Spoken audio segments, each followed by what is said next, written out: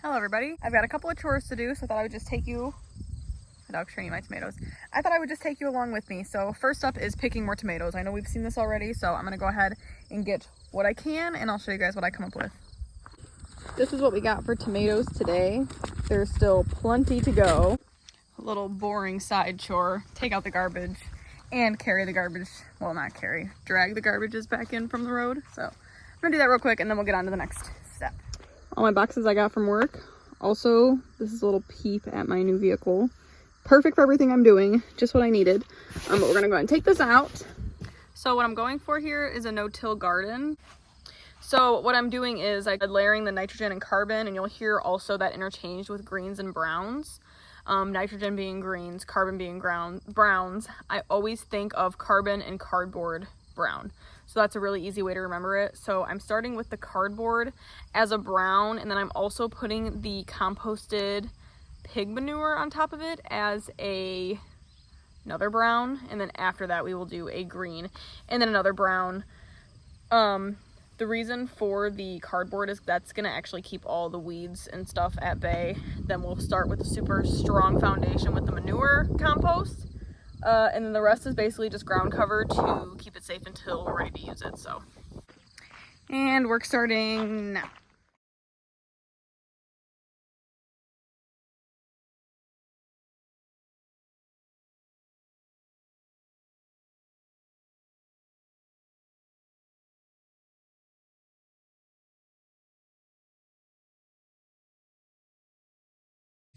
I know my neighbors have to think I'm insane because here's my section.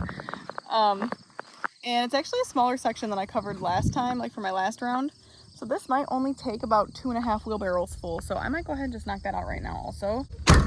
So now I gotta go scoop manure out of the old pigsty in the back of the barn.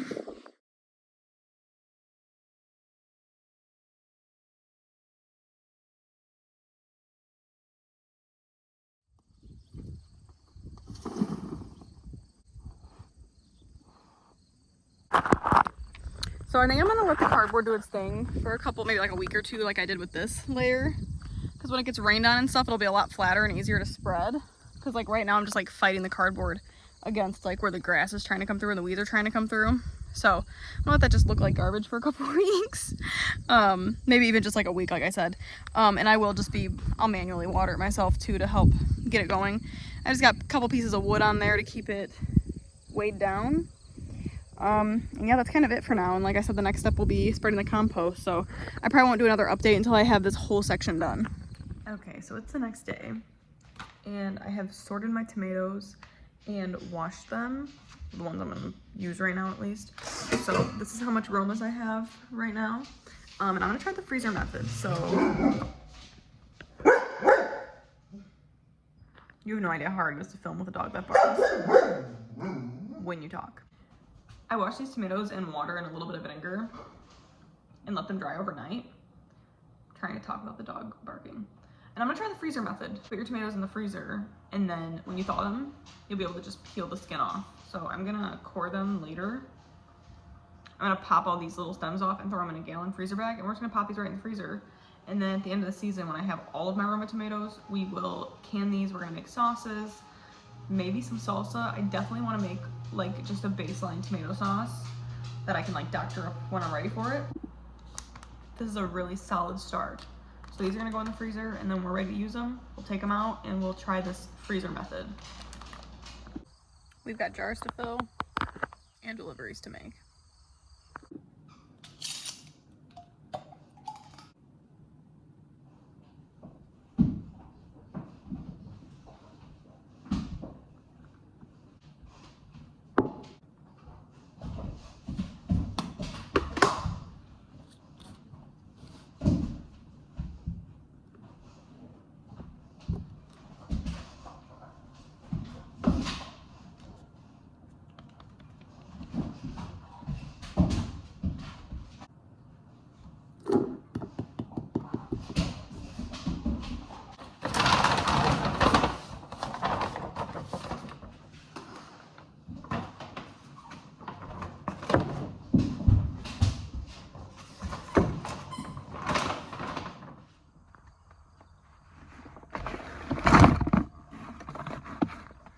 Oh geez.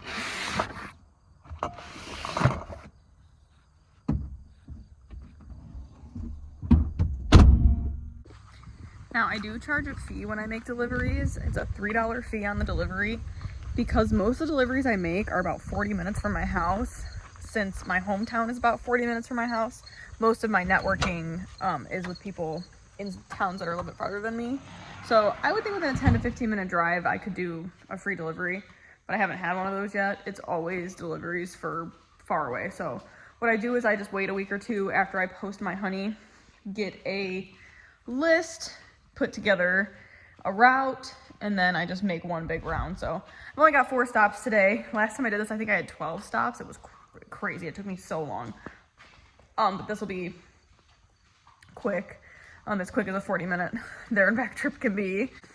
And I do suggest if you're trying to make beekeeping full-time, charge for what you can. You want to make sure that you're getting all your money's worth. Start up Bluey. She's smooth.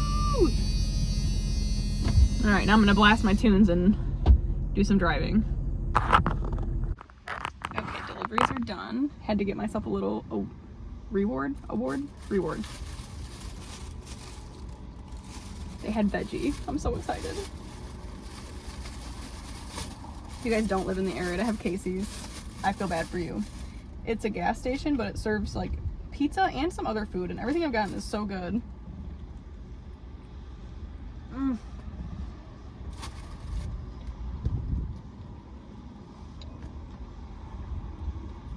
All right, now for the 40-minute drive home.